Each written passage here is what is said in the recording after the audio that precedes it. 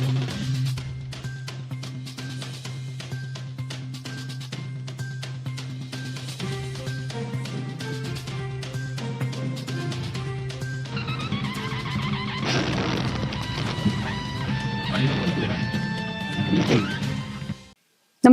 आपण पाहता हिरकणी न्यूज.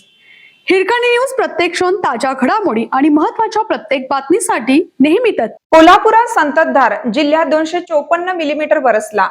कोल्हापूर शहरासह जिल्ह्यात दिवसभर पावसाची संततधार सुरूच आहे.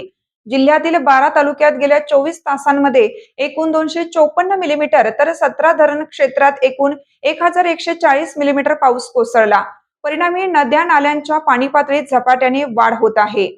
दरम्यान हवामान विभागाने जिल्ह्याला सोमवारी दिनांक 6 पर्यंत पावसाचा ऑरेंज अलर्ट कायम ठेवला आहे.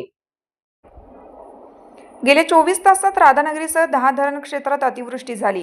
पंचगंगा नदीच्या पाणी पातळीत 3.5 फुटांची वाढ होऊन रात्री 12 वाजता पातळी 17.4 फुटांवर गेली होती. धुवाधार पावसामुळे शुक्रवारी करूळ घाटात दरड कोसळली. गडिंग्लज तालुक्यातील हिरण्यकेशी नदीवरील पर्यायी पूल खचल्याने गडिंग्लज मार्गे चंदगडकडे जाणारी वाहतूक आजरा मार्गे वळवली आहे. तर चंदगड तालुक्यातील घटप्रभा धरण 91% भरल्याने जलविद्युत केंद्रातून 450 क्युसेस विसर्ग सुरू करण्यात आलाय. पंचगंगा नदीची पातळी गुरुवारी रात्री 11:13 6 फुटांनी वर होती. यामध्ये 3 फूट 8 इंचाची वाढ होऊन शुक्रवार रात्री 12 वाजता पातळी 17.4 फुटांवर पोहोचली.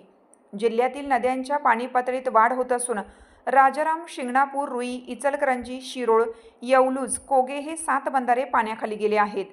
या मार्गावर वाहतूक पर्यायी मार्गाने वळवण्यात आली आहे.